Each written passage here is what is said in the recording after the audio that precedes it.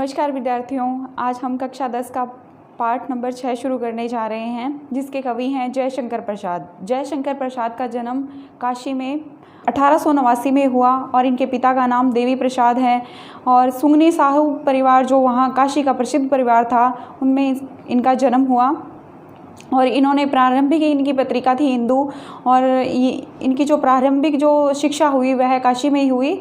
और इनके जो पिता थे वो विद्या प्रेमी थे, उनको विद्या से अत्यधिक प्रेम था। और जो जयशंकर प्रसाद हैं, इनको हिंदी के अलावा इनको फारसी, संस्कृत, अंग्रेजी आदि जो होती हैं भाषाएं होती हैं, इनका ज्ञान था इनको। तो इनका साहित्यिक जो रचनाएं हैं, उनकी काफ़ी रचनाएं हैं। इनकी साहित्यिक काव्य रचनाएं हैं वो हैं कामायनी, आंसू, लहर, झरना, प्रेम पथिक और चित्रधारा। इनके जो नाटक हैं वो भी फेमस, बहुत ज़्यादा प्रसिद्ध रहे हैं। इनके नाटक है चंद्रगुप्त, जो अगला नाटक है स्कंदगुप्त। इनको स्कंदगुप्त नाटक से बहुत ही प्रसिद्धि प्राप्त हुई थी। ध्रुव स्वामिनी, विशाखा, राजश्री, अज्ञातशत्रु और कामना, एक घूंट, प्रशाचित। और इनके उपन्यास हैं तितली, कंकाल और इरावती। इनका अपूर्ण, यानी कि ये पूरा नहीं कर सके, इससे पहले इनकी मृत्यु हो गई थी। और कहानी संग्रह है प्रतिध्वनि, आकाशदीप, छाया, आंधी और इंद्रजाल। और इनके निबंध माने जाते हैं काव्यकला, और इसके अलावा भी इनके अन्य निबंध थे जो हमें ज्ञात नहीं हुए हैं। तो इनका पाठ परिचय हम करते हैं। जो हमारा इनका जो पाठ है वह कानन कुसुम से लिया गया है, और इनकी जो इसमें पद दिए गए हैं वह जो इनकी जो काव्य कृति थी प्रभो, यानी कि जो इनकी कविता है उसका नाम प्रभो है। तो जो प्रभो कविता है, इसमें प्रभु के बारे में लिखा गया है कि प्रभु का स्वरूप प्रकृति में ही विद्यमान है। अगर आप प्रकृति को ध्यान से या उसके ऊपर ध्यान आकर्षित अपना करोगे तो आपको उसमें ही प्रभु का स्वरूप मिलेगा, यानी कि ईश्वर का स्वरूप प्रकृति में ही आपको मिल जाएगा। तो अब शुरू करते हैं इनकी कविता। विमल इंदु की विशाल किरणें प्रकाश तेरा बता रही, अनादि तेरा अंत माया जगत की लीला दिखा रही। विमल यानी स्वच्छ, इंदु यानी कि चंद्रमा, विशाल यानी कि बहुत ही विशाल जो किरणें हैं, अनादि यानी कि जिसका आरंभ का पता ना हो, अंत यानी कि जिसका कोई अंत ना हो, लीला यानी कि खेल। इसमें कवि कह रहे हैं जयशंकर प्रसाद जी कि जो स्वच्छ किरणें हैं, यानी कि जो सुंदर निर्मल किरणें हैं, जो चंद्रमा से जो निर्मल किरणें आ रही हैं, जो धरती पर इसका प्रकाश जो पड़ रहा है वह आपके, यानी कि आपके प्रकाश को बता रहा है, आपका जो उज्जवल रूप है उसको प्रकाशित कर रहा है।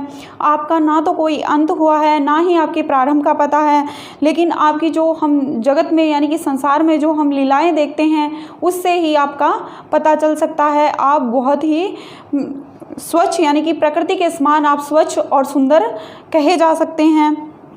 इसके विशेष के रूप में आप लिख सकते हैं कि इसमें कवि ने ईश्वर के अनादि और अनंत रूप माना है, भी इनका कोई अंत नहीं है। और ईश्वर की जो छवि है वह चंद्रमा के समान बताई है, छाया देने वाली, प्रकाशित करने वाली छवि बताई है।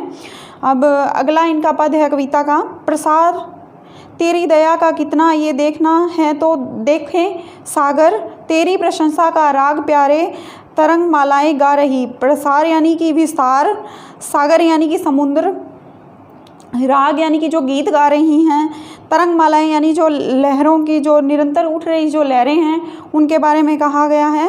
इसमें कवि कह रहे हैं कि अगर आपके जीवन में जो अपार करुणा से भरा हुआ है सभी का जीवन, अगर हम आपकी प्रसार को देखें, यानी कि आपके विस्तार को देखें, तो ही हम आपकी दया का पता लगा सकते हैं, जो आपकी भावनाएं हैं उनका पता लगा सकते हैं। इसके लिए हमें आपकी दया का पता लगाने के लिए सागर को देखना चाहिए। जिस प्रकार अपने एक किनारे से सागर को देखते हैं या समुद्र को देखते हैं तो उसका अंत हमें दिखाई नहीं देता, वो विस्तारित रूप में ही होता है, उसका अंत हमें कभी नहीं मिलता। इस प्रकार आपकी दया भी हमारे जीवन में विस्तृत रूप में है। तेरी प्रशंसा का राग प्यारे तरंग मालाएं गा रही, यानी कि जो ईश्वर की प्रशंसा है वो तो जो लहरें समुद्र में उठती हैं वो कर रही हैं, जो मंद मंद जो लहरें उठती हैं वो ईश्वर की प्रकृति, यानी कि जो ईश्वर ने जो उनका प्यारा रूप है उसको दर्शा रही हैं।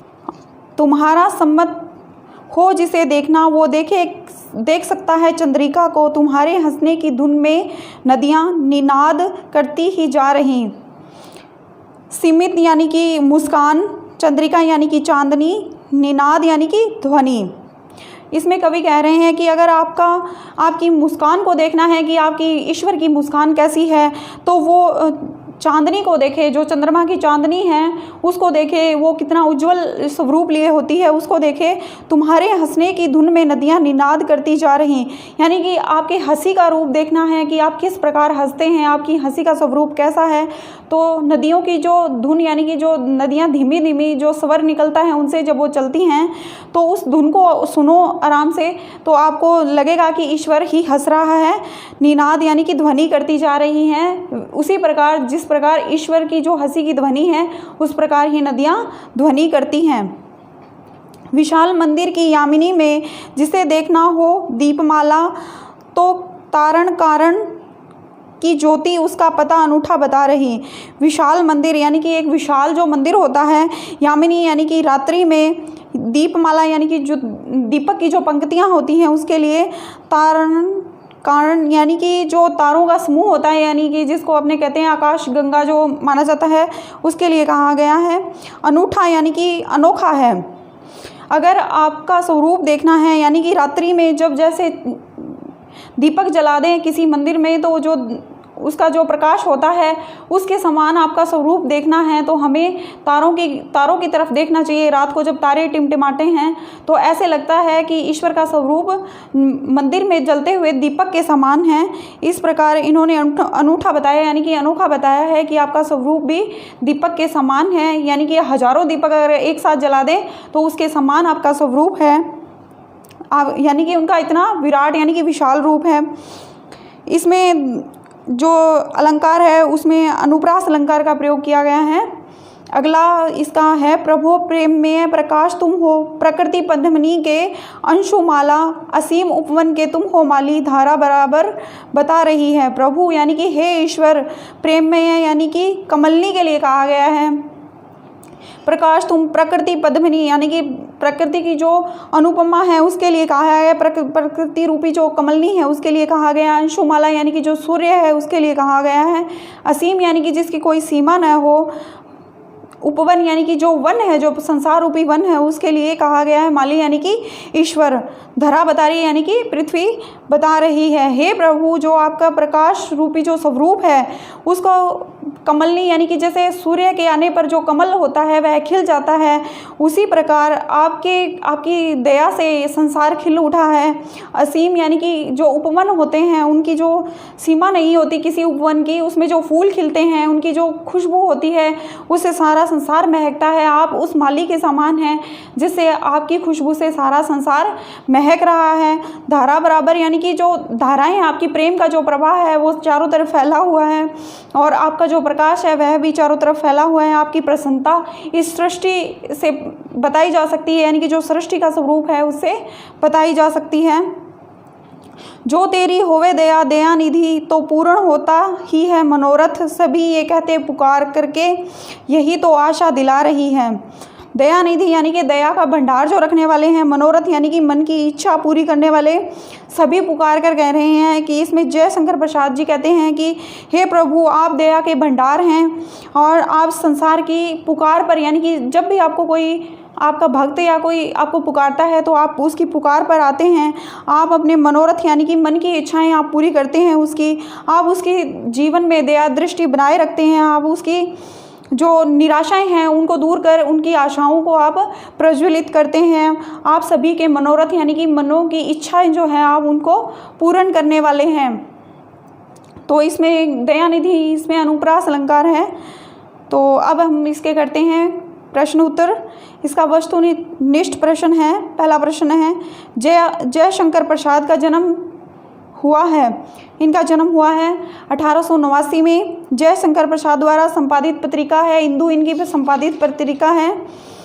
जय शंकर प्रसाद की किन्हीं 3 रचनाओं के नाम बताइए। तो इसमें है लहर, झरना और आंसू। ईश्वर की प्रशंसा का राग कौन गा रहा है? ईश्वर की प्रशंसा का राग तरंगमालाएं गा रही हैं, यानी कि जो लहरें उठ रही हैं वो गा रही हैं।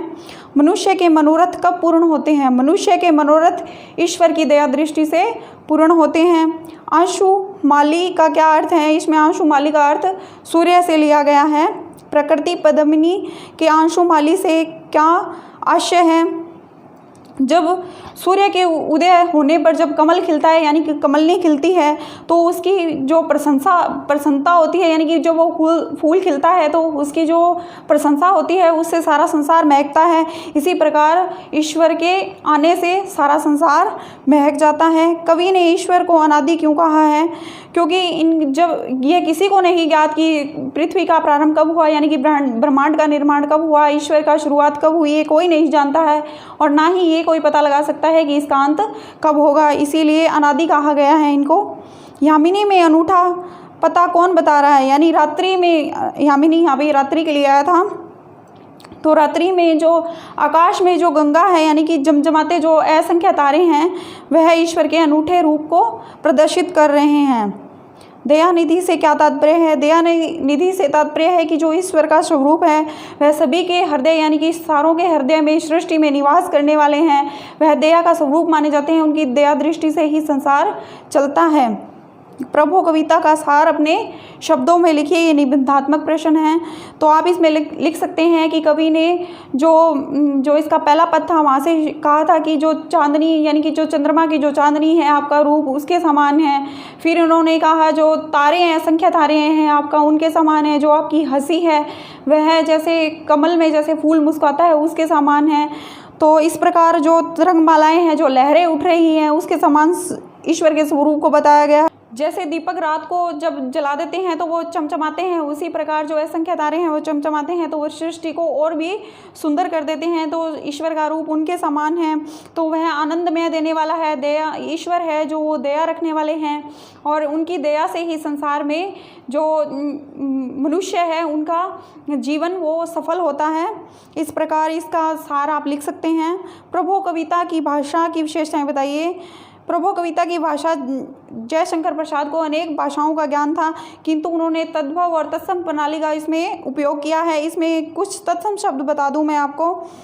तो इसमें तत्सम शब्द है इंदु, प्रसाद, तरंग, निषद, निनाद, अंशुमाली आदि इसके तत्सम शब्द हैं। और तद्भव में बता रही, देखो, प्यारे, निरखा, धुन, अनूठा और माली इसके तद्भव शब्द हैं।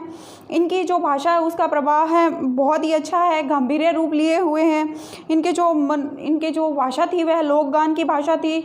इसमें जो दीपमाला, जो इनका देखना है कि जिसे देखो हो दीपमाला, इसमें वाक्य को समझ पाने में पाठक को अत्यधिक कठिनाई नहीं होती। यानी कि जो इनकी कविता है इसको समझने में, यानी कि आम श्रोता भी इसको सुनकर या पढ़कर इसको समझ सकता है। तो इनकी जो भाषा थी वह अत्यधिक सरल भाषा कही जा सकती है। और प्रसाद को अनेक भाषाओं का प्रयोग इन्होंने अपने काव्यांश या कविता में किया है। तो इस प्रकार आप इसको लिख सकते हैं। धन्यवाद।